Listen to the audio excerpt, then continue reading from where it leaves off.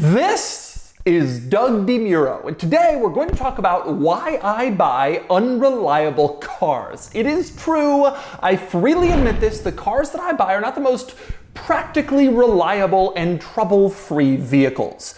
And people are always saying to me, "Oh, Doug, you know nothing about cars. You buy unreliable pieces of crap." Because I buy these cars, so today I'm going to explain why I do this. Before I get started, be sure to check out Cars and Bids, which is my enthusiast car auction website for cool cars from the modern era. We've had some great sales recently on Cars and Bids, including this 2000 BMW M5, which sold for $27,000, a great sale for a great E39 M5. Also, this Jaguar F-Type R Coupe brought $65,000, and this wonderful 1994 Honda Civic Si hatchback unmodified sold for over $12,000.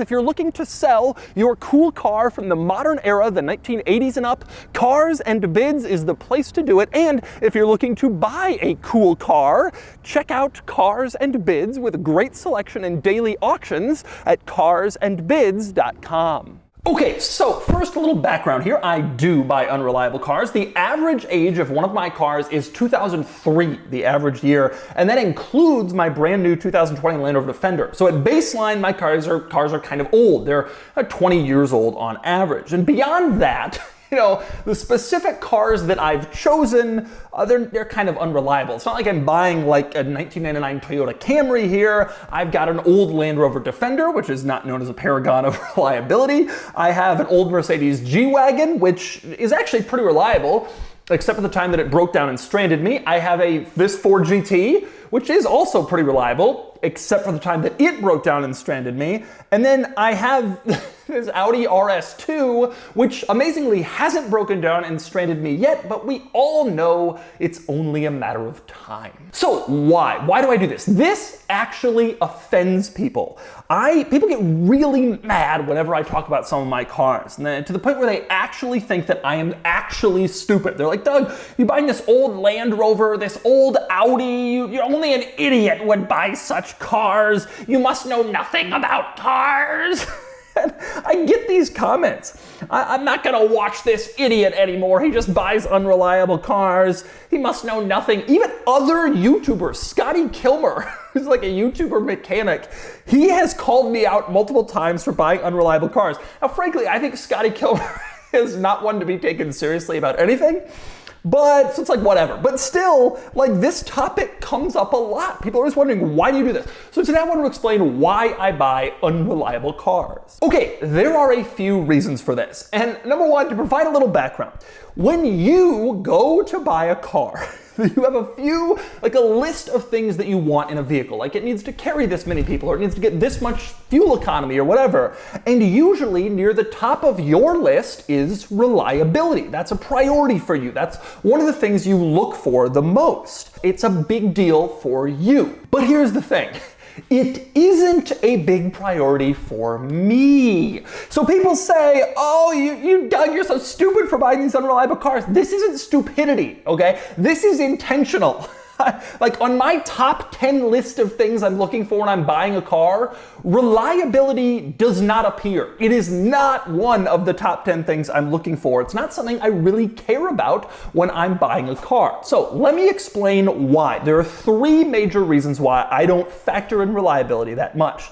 Number one, honestly, I just prefer cars that are interesting and exciting to cars that are generally boring and reliable. And so all the people who are like, "Oh, Doug, you're stupid for not driving a reliable car." What are you driving? A Camry? I mean, yeah, I get the decision to pursue a car that's exciting often comes with a trade-off in terms of reliability, but that's a decision that I am happy to make. Like, no concerns at all for that decision. I love cars. I want to buy fun cars. So all the people who watch my stuff, they see, "Oh, my Land Rover Defender sunroof is broken again." They're like, "Oh, Doug, you're such an idiot for buying that."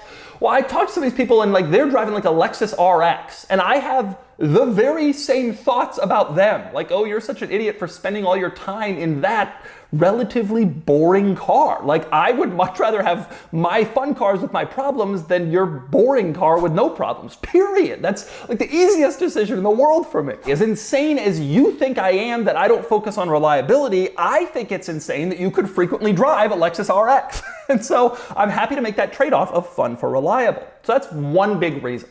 Reason number two why reliability is low on my list of priorities. I don't commute. Okay, so you watching this, you probably need to own a fairly reliable car because there's somewhere you need to be every single day. Every single morning you drive to work, every single afternoon you come home, or maybe pre-COVID you did, you're gonna be going back to it soon, whatever.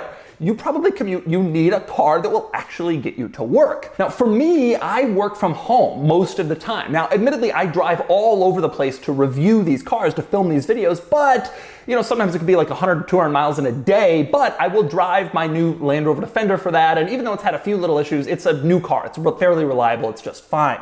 That's not really going to cause any problems. The other cars, when they get driven, it's pretty much always for pleasure. I'm not like commuting in 9 to 5 bumper to bumper traffic in my Ford GT. Okay, that's not happening. I'm not like taking a child to daycare in my Audi RS2. And if we break down on the side of the road, we are screwed. That's not happening. I don't use those cars for that purpose. So for my daily driver car, the Defender does have to be a little bit more reliable than the rest of my cars, but the rest of them, they're not being used to like go somewhere important. So I can buy a car that maybe compromises a little on reliability to make it more fun, since my primary use for that car will be fun. That's the second big reason I buy unreliable cars.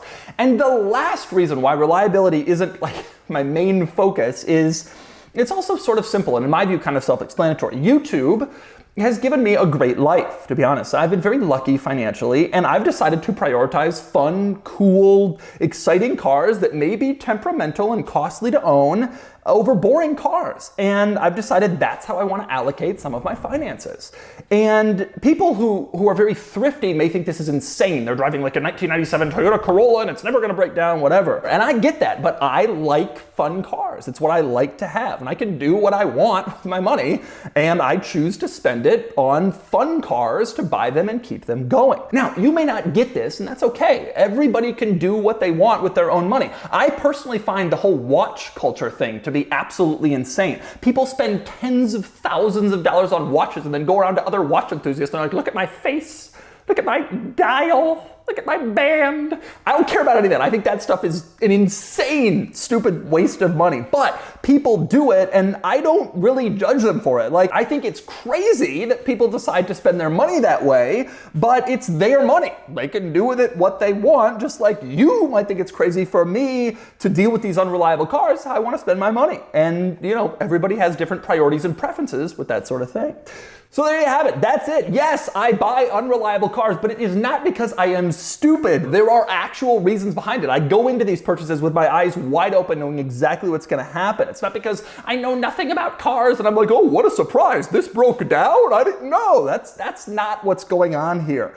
I just have different priorities than a lot of people when they're going to buy cars. I don't value reliability as a very important attribute for a car. And I do this because I like to buy fun cars. Like I said, I don't need to commute, and because I've chosen that as a place where I want to allocate some of my finances. It's just the way they do it. And hopefully that explains my decision to buy some of my unreliable cars, and now you understand that it's not because I'm an idiot. I've chosen cars that I like, and I like them. I have no regrets.